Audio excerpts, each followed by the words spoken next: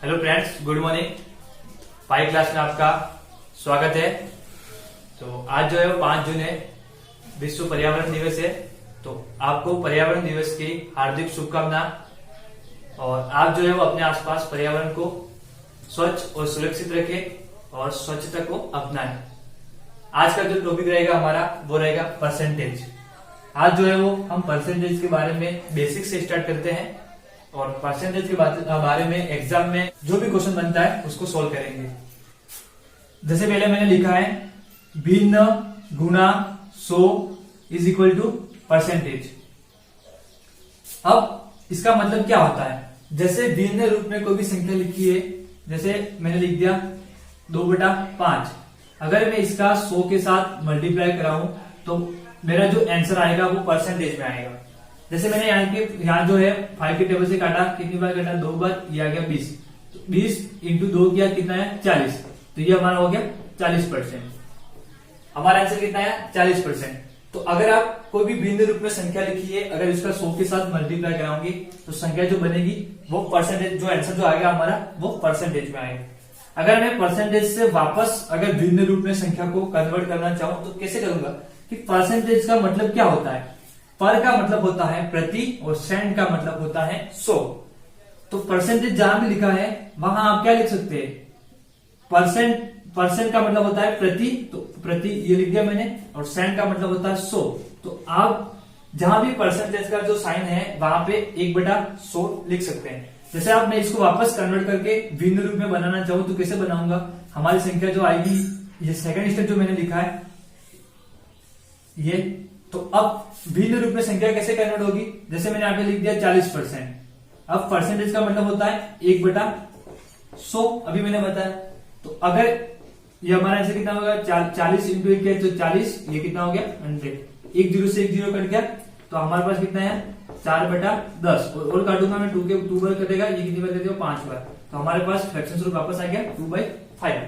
तो आप इस प्रकार से है जो है, अगर किसी भी भिन्न रूप में संख्या लिखी है, अगर उसका 100 के साथ मल्टीप्लाई कराओगे तो वो परसेंटेज में आएगा। अगर आप जो है वो 1/100 का मल्टीप्लाई कराओगे वापस, तो वो संख्या जो होगी वो वापस भिन्न रूप में आएगी। तो आप ये ध्यान रखिए। अब जैसे मैंने एक क्वेश्चन लिख दिया यहाँ पे, ये जो है वो सिंपल सा क्वेश्चन है, जैसे 480 का 10%।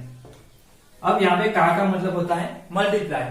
480 का 10% का मतलब होता है 480 इंटू 10%। अभी मैंने बताया कि परसेंट का मतलब होता है कि 1/100। तो आपको जहां भी परसेंटेज लिखा है वहां पे 1/100 लिख देना है। तो हमारा आंसर हो जाएगा ये 480 इंटू 10, और परसेंटेज की जगह आप 1 क्या लिखेंगे? 100। अब ये जो है इसको सोल्व करूं मैं आगे, तो ये 1 0 से 1 0 कट गया, और 1 0 ये था, इससे ये कट गया। तो हमारे पास 480 का 10% कितना आया? 48%। तो आप इस प्रकार से जो है वो गणना कर सकते हैं। जैसे मैंने एक सवाल और लिख दिया, मैंने यहाँ पे लिख दिया 2400। अब 2400 का मैं कर दूं 11%। मैंने 2400 का मैंने जो लिखा है वो 2400 लिखा है, और 11% निकालना 2400 का। तो 2400 का 11% कैसे निकालेंगे? तो ये हो जाएगा 2400, और 11% हो जाएगा 11/100, क्योंकि परसेंटेज का हमारा मतलब होता है 1/100। तो मैंने यहाँ पे डायरेक्ट 100 लिख दिया। अभी दोनों जीरो आपस में कट जाएंगे, तो हमारे पास आएगा ये 24 इंटू 11। तो 11 का टेबल में 4 बार बोलूंगा तो ये आ जाएगा 44, ये हमारी कैरी हो जाएगी। और 11 का 2 बार बोलूंगा कितना हो जाएगा? 22, और ये कितना हो जाएगा? 26। तो हमारे पास कितना है? 264। ये हमारा आंसर हो जाएगा। अब आप जो है वो जो मैंने जो लिखा है वो अलग तरीके से भी सोल्व कर सकते हैं। जैसे कि पहला 11% लिखा है, तो 11% लिखा है तो आपको क्या है और आसानी से सोल्व करना है। तो जैसे आप क्या कर सकते हो, जैसे 11 लिखा है, अब आप 11 को 10 मान लो। 10 मान लोगे तो कितना हो जाएगा? ये 2400 का 10% आपको पता है डायरेक्टली कितना हो जाएगा? ये 2 0 कर जाएंगे आपस में, तो कितना हो जाएगा? 24, और ये वापस पीछे 10 है, तो कितना हो जाएगा? 240। अब 1% निकालना है, तो 2400 का 1% कितना हो जाएगा? तो 2400 लिखा है, उसका 1% अलग से निकाल देंगे आप, तो ये दोनों जीरो कर जाएंगे, कितना हो जाएगा? 24। तो आपको डायरेक्टली पता चल गया 10% निकालेंगे कितना हो जाएगा? 240। 1 0 ये कट जाएगा, 1 0 कट जाएगा, हमारे पास कितना आ जाएगा? 240। और 1% अलग से निकालेंगे कितना आ जाएगा? दोनों जीरो कर जाएंगे आपस में, कितना आ जाएगा? 24। तो आप 24 इसमें ऐड कर देंगे, कितना आ जाएगा? 264। तो आप इस प्रकार से भी जो है वो गणना अलग अलग करके कर सकते हैं। तो जो है वो ये आपको समझ में आ गया होगा। अब हम क्वेश्चन जो है वो करना स्टार्ट करते हैं। तो मैं जो है वो 4-5 क्वेश्चन कराता हूँ। तो हम स्टार्ट करते हैं। पहला क्वेश्चन जो मैंने लिखा है वो लिखा है 840 का 35% एक संख्या से 24 अधिक है, इस संख्या का 4/9 कितना होगा। तो इस प्रकार का जो सवाल है इसमें आपको क्या करना है, जैसे जो क्वेश्चन लिखा है इस टाइप से आपको क्या करना है, सेट करना है। जैसे 840 लिखा है, फिर का 35%। मैंने अभी बताया था कि 840 और का मतलब होता है मल्टीप्लाई, तो आपको क्या करना है, मल्टीप्लाई लिख दिया। अब 35% लिखा है तो आपको यहाँ पे 35 और परसेंट लिख देना है। और परसेंट का मतलब यह होता है कि 1/100। तो मैं यहाँ पे डायरेक्ट लिख रहा हूं 1/, हमारे पास क्या हो जाएगा 100।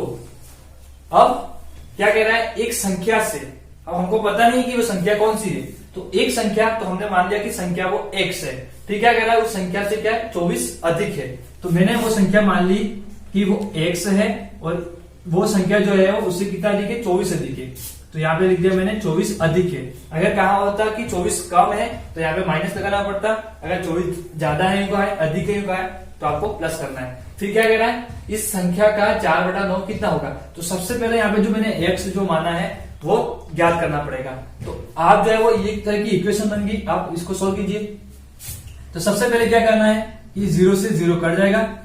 अब हमारे पास आ गया ये 84 और ये हो जाएगा 35 और ये जो मेरे पास जो है यहाँ पे 10 जो है ये रहेगा 10 और ये हो जाएगा x + 24। अब ये जो 10 जो लिखा है, अगर इसके नीचे कोई नहीं मतलब 1 है, तो इन दोनों का आपस में मैं क्रॉस मल्टीप्लाई कराऊं तो 1 का मल्टीप्लाई इन दोनों संख्या के साथ होगा और 10 का इसके साथ होगा। तो अब मैं डायरेक्ट यहाँ पे लिख रहा हूं कि इन दोनों का जो 10 जो लिखा है उसका मल्टीप्लाई इन दोनों के साथ करा रहा हूं। तो ये हो जाएगा हमारे पास, ये हो जाएगा 10x + 24। अब यहां से 10 हट जाएगा क्योंकि मैंने यहाँ पे ट्रांसफर कर दिया। ठीक है, अब ये हो जाएगा 10x, ये हो जाएगा 240 और ये हो जाएगा 84 और ये हो जाएगा 35। अब आपको क्या करना है, जो ये जो संख्या लिखी है 240 लिखा है, यहाँ पे 84 × 35 लिखा है, इन दोनों का आपस में मल्टीप्लाई करना पड़ेगा। तो मैं जो है वो आपको पहले बता चुका हूं कि अगर आपको जो है वो मल्टीप्लाई आसानी से कराना हो, कैसे कराएंगे। तो सबसे पहले आप जो है वो 5 का मल्टी जो है वो टेबल फॉरवर्ड बोलेंगे, कितना हो जाएगा 20, कितना आएगा हासिल हमारे पास 2। फिर आपको क्या करना है, क्रॉस मल्टीप्लाई कराना है। जैसे 5 का टेबल एड बार बोलेंगे कितना आएगा 40 और 3 का 4 बार बोलेंगे कितना आएगा 12। इन सबको प्लस करेंगे कितना हो जाएगा 54, यहाँ पे आ जाएगा 4 और हमारे हासिल कितना है 5। अब 3 का टेबल 8 बार बोलेंगे कितना आ जाएगा 24 और इसमें 5 क्या करेंगे ऐड कर देंगे। तो 24 में 5 ऐड करके कितना है क्या 29। तो हमारे पास इसका आंसर कितना है 2940। ये हमारा आंसर हो गया, ये आया 10x, ये हो गया 240। तो मैं अगर पक्षांतर करूं तो 2940 जो लिखा है इसमें से 240 क्या करना पड़ेगा, माइनस करना पड़ेगा। तो ये संख्या अगर यहाँ पे प्लस की है, इधर जाके क्या हो जाएगी माइनस की, तो ये हो जाएगा -240 और हमारे पास कितना है 10x। अब ये कितना आएगा, 0 में से 0 गया 0 और 4 में से 4 गया 0 और 9 में से 2 गया कितना है 7 और 2 का 2। तो हमारे पास आंसर कितना है 2700।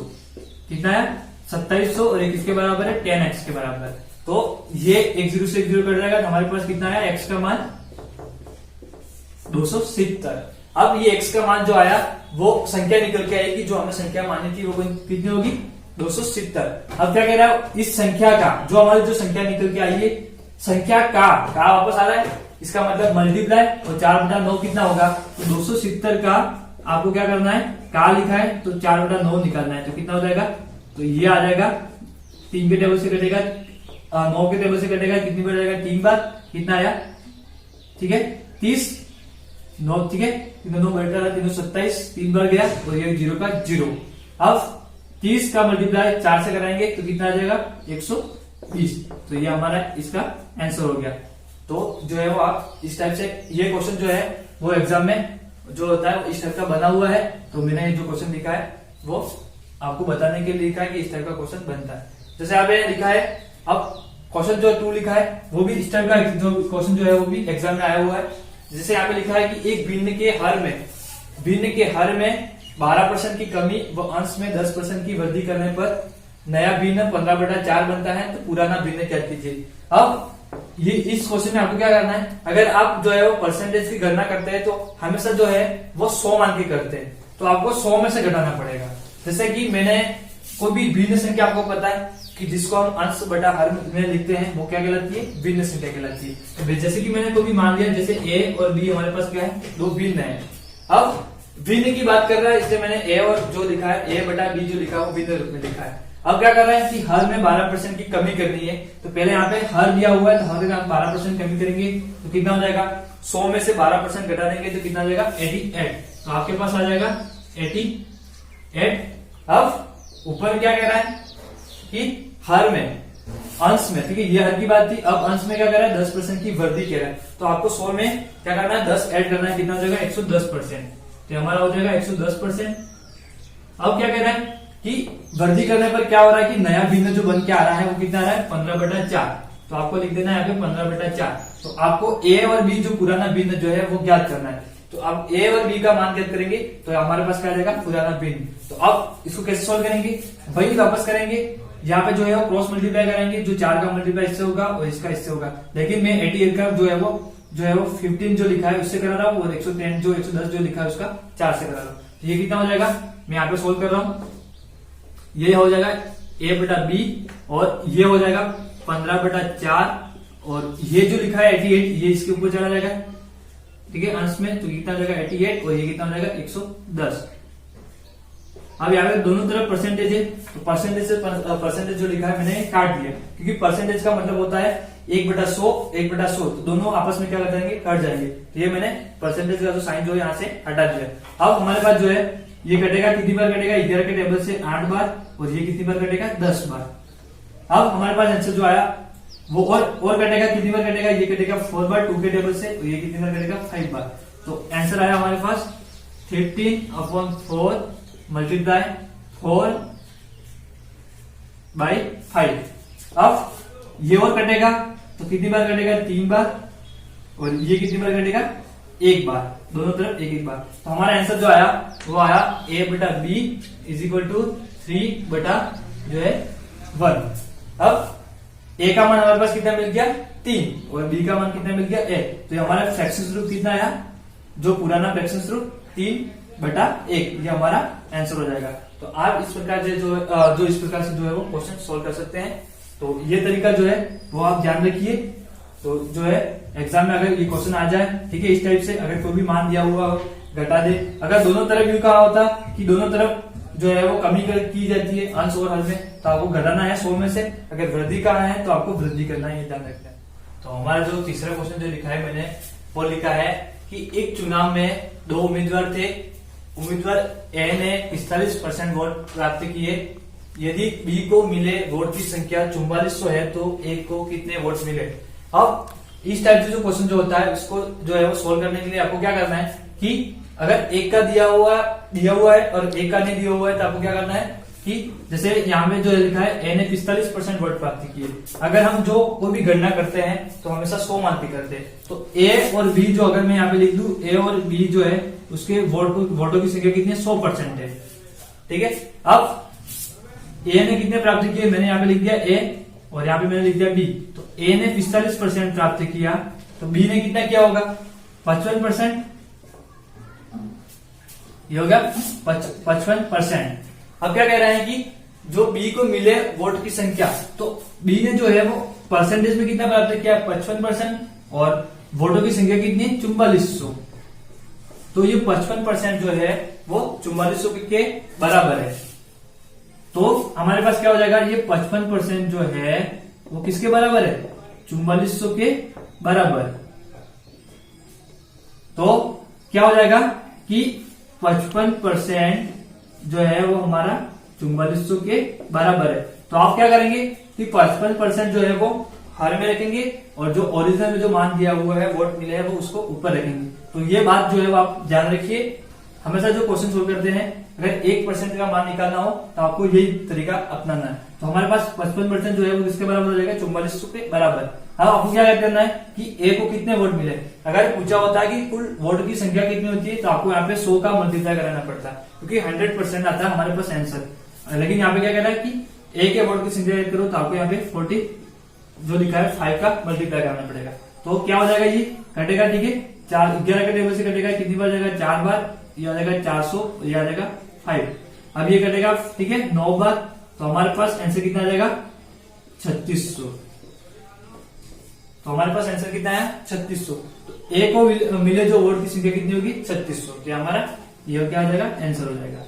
अगर यहाँ पे 100% पूछता तो आप यहाँ पे 100 का मल्टीप्लाई कराते। अब जो क्वेश्चन नंबर 4 जो लिखा है, मैंने लिखा है कि एक परीक्षा में देवांश को 1528 अंक मिले और वह 122 अंकों से फेल हो गया। प्रवीण को 2248 अंक मिले और उसे कुल अंकों से 252 अंक जो है वो कम मिले। तो न्यूनतम पास होने के लिए कितना परसेंट चाहिए। तो सबसे पहले हम देवांश की बात करें तो देवांश को कितने अंक मिले, 1528 अंक। फिर क्या कह रहा है कि 122 अंकों से फेल हो गया। तो अगर देवांश जो है वो 1528 प्लस 122 अंक लाता तो वो पास हो जाता। मतलब इन दोनों का अगर मैं टोटल करूं तो वो न्यूनतम पास होने के लिए हमारे पास क्या हो जाएंगे, अंक हो जाएंगे। अब प्रवीण की बात करें तो प्रवीण को कितने अंक मिले, 2248 अंक मिले हैं और उसे कुल अंकों से 252 अंक जो है वो कम मिले। अगर प्रवीण जो है वो 2248 प्लस जो 252 जो लिखा है, अगर ये दोनों मार्क्स मिला के लाता तो उसको 100% मार्क्स मिलते, लेकिन 252 अंक जो है वो कम मिलने कह रहा है। तो अगर मैं 2248 और मैं 252 को अगर प्लस करूं तो कितना हो जाएगा मेरे पास, ठीक है, 8 और 2 कितना हो गया, 10, हासिल है, ठीक है, 5 और 4 9, ठीक है, और हासिल है कितना हो गया, 10 कैरी 1, ठीक है, ये हो गया हमारे पास 2500। तो हमारे पास टोटल मार्क्स जो है वो कितना है, 2500। अब ये क्या कर रहा है कि न्यूनतम पास होने के लिए कितने अंक चाहिए। तो अगर ये जो देवांश जो है वो 1528 प्लस 122 अंक लाता तो वो न्यूनतम अंकों से पास हो जाता। तो हमारे पास 1528 प्लस कितना हो गया, 122, में यहाँ पे लिख रहा है 122, तो ये कितना हो गया 0, ये हो गया 5, ये हो गया 6। तो 1650 अगर नंबर लाता तो ये जो देवांश जो है वो पास हो जाता न्यूनतम अंकों से। तो आप 2500 का 1650% निकालेंगे तो कितना हो जाएगा कि अगर हमारे पास 2500 नंबर है उसमें से मैंने कितने प्राप्त किए, 1650 प्राप्त किए, मतलब देवांश ने प्राप्त किए। तो अब मैं इसका परसेंटेज निकालू तो हमको क्या कराना पड़ेगा, 100 का मल्टीप्लाई। तो मैं यहाँ पे 100 का मल्टीप्लाई कराऊंगा, ये दोनों जीरो से दोनों जीरो कट के अब 25 का, ठीक है, 25 का यहाँ पे टेबल बन गया, ठीक है, 1650 में क्या करेंगे, भाग देंगे तो कितनी बार कटेगा, तो ये जाएगा, ठीक है, 6 बार जाएगा तो कितना आएगा, 150 आया तो मैं 150 घटा दूं, कितना आ जाएगा 5, ये होगा, ठीक है, 15 और हमारे पास 15 शेष रहा और 0 आ गया। अब कितनी बार जाएगा ये, 6 बार, तो हमारे पास कितना हो जाएगा 66%। तो न्यूनतम जो है परसेंटेज कितना हो जाएगा प्राप्त करने के लिए, पास होने के लिए 66%। तो ये हमारा आंसर हो जाएगा। तो है आप इस प्रकार से जो है क्वेश्चन को सोल्व कर